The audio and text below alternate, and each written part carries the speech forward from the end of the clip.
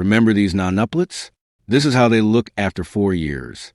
It all began in 2021 in the ancient sands of Timbuktu. Mali, a young woman named Ali, only 25 years old, was living what she thought would be an ordinary life until she noticed her pregnancy wasn't like anything she had ever heard of. From the first few months, Al-Lima could feel it deep inside. Something was different. Something extraordinary was growing within her. Local doctors, relying on basic ultrasound equipment, first believed she was expecting twins, then triplets, then more. But no one could truly predict what was coming. As Al-Lima's belly grew, so did the mystery. Fearing complications and realizing Mali's limited medical resources couldn't support such a rare and complex pregnancy, the government made a historic decision to send Al-Lima to Morocco, to the prestigious Ain Bora Clinic in Casablanca. At the airport, Al-Lima clutched her husband's hand tightly. Abdulkader Harvey, a dedicated Malian army officer, stood tall, but his heart was heavy with worry. He whispered to her, "No matter what happens, you are never alone." On May 4th, 2021, history was made. Through a risky cesarean section, Al-Lima gave birth to 9 babies, 5 girls and 4 boys: Adama, Umu, Hawa, Khadija, Fatuma, Umar, Elch, Ba, and Muhammad. The delivery room held its breath. Would they survive? The odds were against them. Nonuplets, 9 babies born at once, are so rare that even in the most advanced countries, survival is nearly impossible. Yet, defying every expectation, all 9 babies lived. Tiny, fragile, no bigger than a human hand. They were rushed into incubators. Tubes connected them to life. Al-Lima, meanwhile, fought her own battle in intensive care. For days, her condition teetered between life and death, but she clung on, her thoughts repeating one prayer: "Let me live to hold them all just once." For the next 18 months, the hospital became their home. Abdelker, torn between his duty to his country and to his new family, received special leave to stay by Al-Lima's side. He learned how to change diapers, how to feed through tiny tubes, how to calm the endless alarms of the NICU.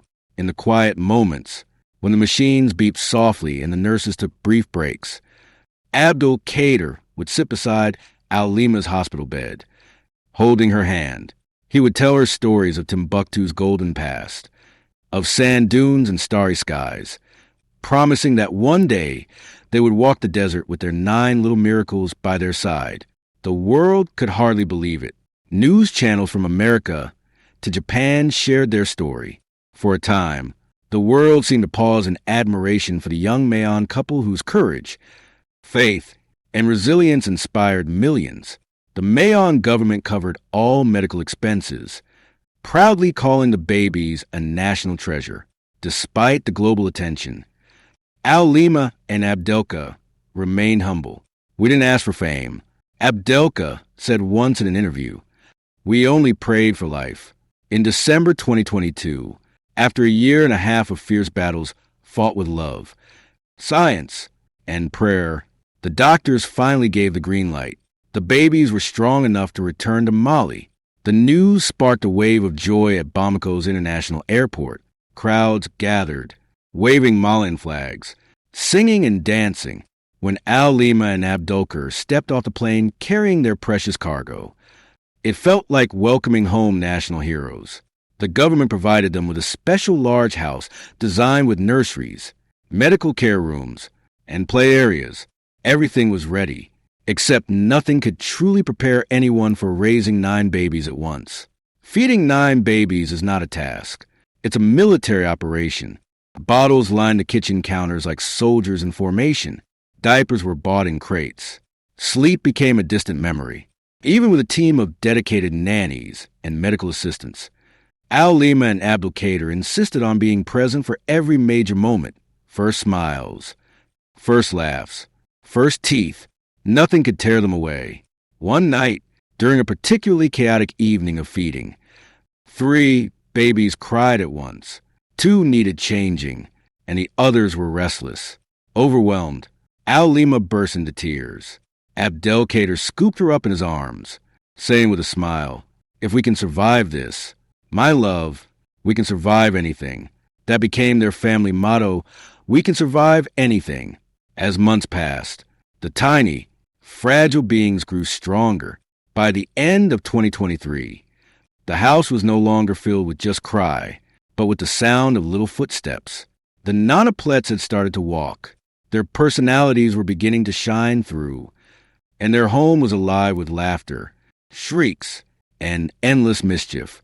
But this was just the beginning of a new chapter in their extraordinary journey. By early 2024, the once fragile babies were energetic little explorers, each filling the house with unstoppable life. Every corner became a playground, every stairway a mountain to climb. Al-Lima and Abdelka often sat back, exhausted but smiling, watching their living miracles chase each other around the house like a swarm of busy bees. Each of the 9 children had developed a unique personality. Adama, the firstborn, was the undeniable leader, always a few steps ahead. She loved to invent games and lead her brothers and sisters in grand adventures through the backyard. When something went wrong, it was usually Adama who had the solution. Uma was the observer, a little artist at heart. She could sit for hours drawing colorful shapes or quietly building tiny houses out of blocks. Her calm presence was often the anchor when the others became too wild. Hawa, sweet and sensitive, had a gift for sensing when someone needed a hug or a kind word. If one of the babies fell and cried, Hawa was always the first to run over and gently wipe away the tears. Khadija was the explorer, with endless curiosity. She dismantled toys just to understand how they worked. One morning, she managed to unscrew the legs off a chair before anyone noticed, just to see how it was holding up. Fatuma was the clown of the family, always ready to burst into a silly dance or invent a funny nickname for everyone. Her laughter was contagious, echoing through the house like sunshine on a rainy day. Umar, serious beyond his years, acted like a little guardian.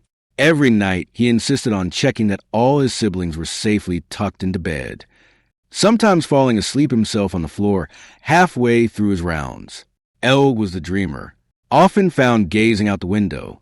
He loved watching birds and tracing airplanes across the sky with his finger, whispering that someday he too would fly. Ba was the unstoppable energy source, climbing, running, tumbling, laughing. He moved so fast, it was a wonder anyone could catch him. A football in his hands, and Bar could play for hours without tiring. Mohammed, the smallest at birth, became the most affectionate, always searching for a lap to sit on, a hand to hold, a song to hum along with. Mohammed had a heart that seemed too big for his tiny body. Life was beautiful, chaotic, and above all, real. The family's daily routine ran like a carefully choreographed performance. Wake up, breakfast, playtime, lessons, lunch, nap time, play again, dinner, baths, bedtime stories. No 2 days were ever the same. And yet somehow, the Harvey family found their rhythm. In late 2024, it was time for another milestone. The 9 toddlers were enrolled together in a private kindergarten in Bamako. The school, overwhelmed at first by the idea of 9 students from the same family, eventually agreed to create a special class just for them. Teachers quickly discovered that these children weren't just a curiosity. They were smart, eager to learn, and incredibly bonded. Their first day of school was a spectacle. Cameras clicked, reporters whispered, but Al-Lima and Abdelkader stood protectively behind their children, gently guiding them inside. Despite the attention, they had made a decision long ago. Their children would be raised humbly, taught to value kindness over fame, effort over entitlement. At school, their personalities continued to blossom. Adama loved leading group activities. Umu quickly became the teacher's helper with her careful, patient nature. Hawa won everyone's heart with her gentleness. Khadija amazed her teachers by solving puzzles meant for older students. Fatuma turned every story session into a comedy show. Umar showed natural leadership skills during group games. Elle's drawings were proudly displayed on the classroom walls. Ba sprinted across every playground, winning every race. Mohammed sang the loudest during music class, his little voice pure and joyful. At home, Al-Lima and Abdelka remained the pillars, holding it all together.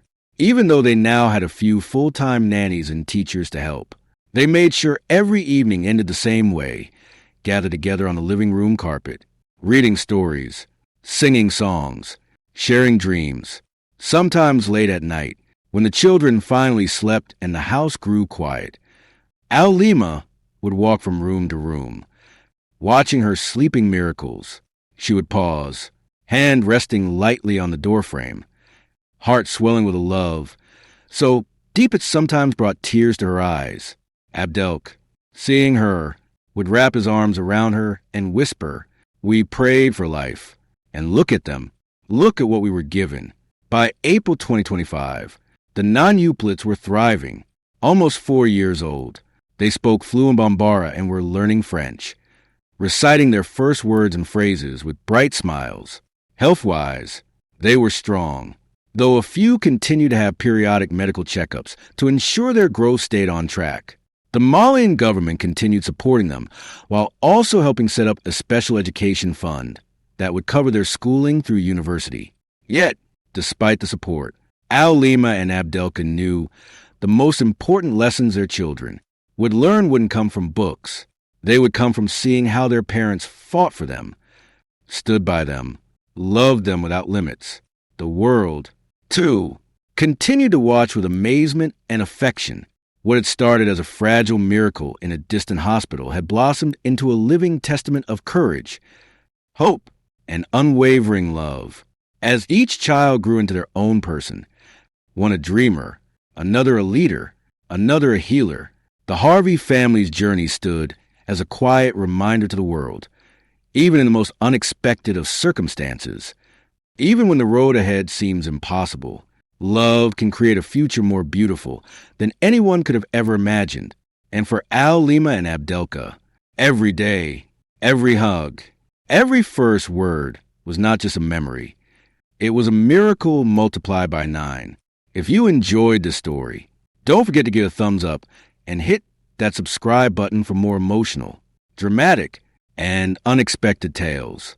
And let us know in the comments where in the world are you watching from. We love hearing from all of you. Until next time, stay kind, stay curious, and keep watching.